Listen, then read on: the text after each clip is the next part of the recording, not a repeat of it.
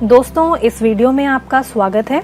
अगर आप डिस्ट्रीब्यूटर हैं और आप drug and food licence products में डील करते हैं तो इस वीडियो को आखिर तक जरूर देखिए। इस वीडियो में हम आपको बताने जा रहे हैं ड्रग एंड फूड लाइसेंस के बारे में।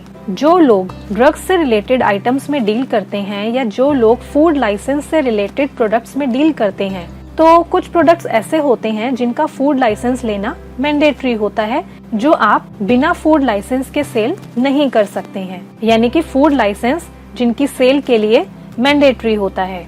और सेम ड्रग यानी कि मेडिसिन की सेल के लिए भी ड्रग लाइसेंस तो लेना मैंडेटरी ही होता है। विदाउट ड्रग लाइसेंस आप मेडिसिन सेल नहीं कर सकते हैं। तो जिन पार्टीज से आप डील करते हैं, अगर उन पार्टीज के पास इन केस ड्रग लाइसेंस या फूड लाइसेंस नहीं है, तो आपके लिए कहीं ना कहीं ये पता लगाना मुश्किल होता है जिनके पास ड्रग लाइसेंस या फूड लाइसेंस नहीं है, उन्हें कौन से प्रोडक्ट सेल करने हैं और कौन से सेल नहीं करने हैं। अब एज अ डिस्ट्रीब्यूटर मान लीजिए आपने ऑपरेटर्स रखे हुए हैं जो आपके रिटेलर से फोन पर ऑर्डर लेकर बिलिंग करते हैं, और हो सकता है जो रिटेलर्स आपको ऑर्डर देते हैं उनमें से किसी के पास ड्रग लाइसेंस नंबर हो और किसी के पास फूड लाइसेंस नंबर हो, और ये भी हो सकता है कि उनमें से किसी के पास दोनों ही लाइसेंस नहीं हो। फॉर एग्जाम्पल, जिस रिटेलर के पास फूड लाइसेंस नंबर है और वो कॉल करके ऑर्डर देते हैं कि आप उन्हें FMCG के प्रोडक्ट्स भी दे दो और साथ ही उसमें क्रोसिन, पैरासीटामोल, एमीफ्लू भी ऐड करके इनकी बिलिंग कर दो, तो उस केस में अब यहाँ ऑपरेटर ने फार्मास्यूटिकल प्रोडक्ट्स भी सेल कर दिए, क्योंकि उसे यही नहीं पता चल पाया कि जो पार्टी उन्हें ऑर्डर दे रही है उनके पास ड्रग लाइसेंस नंबर है या नहीं। इसके अलावा जब पार्टी आपको ऑर्डर देती है तो बिलिंग के टाइम पर पहले आपको ये मैनुअली देखना पड़ता है कि पार्टी के पास लाइसेंस है भी या नहीं, जिससे आपका हर एक कॉल पर 10 से 15 मिनट का टाइम लग जाता है और इससे आपकी सेल पर भी इफेक्ट पड़ता है। तो इसी प्रॉब्लम से बचने के लिए मार्क सॉफ्टवेयर ने आपको पार्टी वाइज, कंपनी वाइज और आइटम वाइज प्रोविजन दिया है, और इससे आपको ये फायदा होगा कि आप पार्टीज को उन कंपनीज के प्रोडक्ट्स के साथ मैप कर देंगे जिनके पास drug license number, food license number है या फिर दोनों है, और फिर उन कंपनीज के प्रोडक्ट्स केवल उन्हीं पार्टीज को सेल होंगे जिनके पास लाइसेंस नंबर है।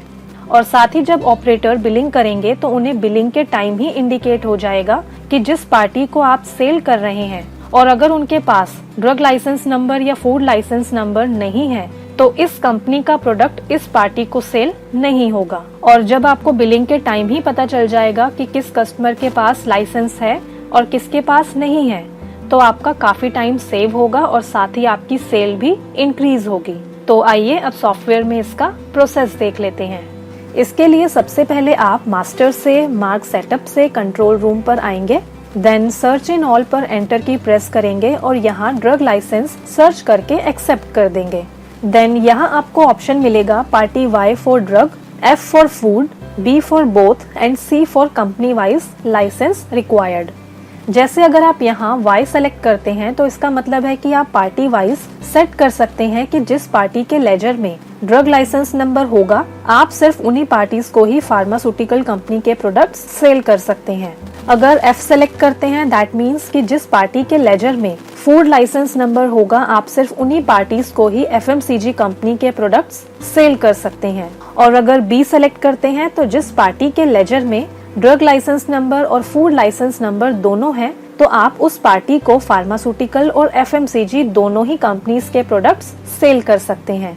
और इसी तरह अगर C सेलेक्ट करते हैं तो फिर आप कंपनी वाइज सेट कर सकते हैं कि उस पर्टिकुलर कंपनी के प्रोडक्ट ड्रग लाइसेंस वाले हैं, फूड लाइसेंस वाले हैं या फिर दोनों हैं। तो जैसे हम यहाँ C सेलेक्ट करते हैं। और इसके अलावा अगर आप चाहें तो आप यहाँ इसे आइटम वाइज भी सेट कर सकते हैं।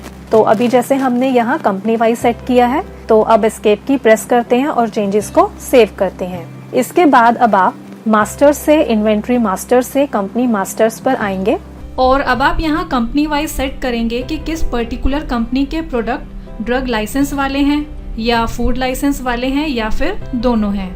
तो जैसे हम E-Merck प्राइवेट लिमिटेड पर F3 की प्रेस करते हैं और अब आप यहाँ लाइसेंस रिक्वायर्ड से सेलेक्ट करेंगे कि इस कंपनी के प्रोडक्ट फूड लाइसेंस वाले हैं या ड्रग लाइसेंस वाले हैं या फिर दोनों हैं। और अगर ये कंपनी दोनों ही तरह के प्रोडक्ट सेल करती है तो आप यहाँ से नो सेलेक्ट करेंगे। तो जैसे ड्रग सेलेक्ट करते हैं और पेज डाउन की प्रेस करके सेव करते हैं। इसी तरह एल्डर इंडिया पर F3 की प्रेस करते हैं और यहाँ लाइसेंस रिक्वायर्ड से फूड सेलेक्ट करते हैं। तो इस तरह से जो कंपनीज फार्मास्यूटिकल में डील करती हैं उनमें ड्रग का ऑप्शन सेट कर देंगे और फिर उस कंपनी के प्रोडक्ट्स उन्हीं को ही जाएंगे जिनके पास ड्रग लाइसेंस नंबर है। और इसी तरह जो कंपनीज FMCG में डील करती हैं उनमें फूड का ऑप्शन सेट कर देंगे, तो फिर उन कंपनीज के प्रोडक्ट सिर्फ उन्हीं को ही जाएंगे जिनके पास फूड लाइसेंस नंबर है। तो इस तरह से आप कंपनी वाइज सेट कर लेंगे। और इसके बाद अब जब आप सेल बिल जनरेट करते हैं, लेजर सेलेक्ट करते हैं। अब जैसे कि ये जो पार्टी है इसके पास सिर्फ ड्रग लाइसेंस नंबर है। अब यहाँ इस पार्टी पर F3 की प्रेस करके देन लेजर डिटेल सेलेक्ट करके देख सकते हैं कि इस पार्टी के पास सिर्फ ड्रग लाइसेंस नंबर है। और अब अगर आप यहाँ ई-मर्क प्राइवेट लिमिटेड कंपनी की आइटम सेलेक्ट करते हैं तो आप देख सकते हैं कि अब सॉफ्टवेयर आपको बिल जनरेट करने दे रहा है। बट अगर आप यहाँ एल्डर इंडिया कंपनी की आइटम सेलेक्ट करते हैं तो आप देख सकते हैं कि सॉफ्टवेयर ने आपको इंडिकेट कर दिया है कि इस पार्टी के पास फूड लाइसेंस नंबर नहीं है। दैट मीन्स कि आप इस पार्टी को एल्डर इंडिया कंपनी के प्रोडक्ट सेल नहीं कर सकते हैं। तो इस तरह से सॉफ्टवेयर आपको इंडिकेट कर देता है कि किस पार्टी को फार्मास्यूटिकल प्रोडक्ट सेल करने हैं, किसे FMCG प्रोडक्ट सेल करने हैं और किसे दोनों। धन्यवाद।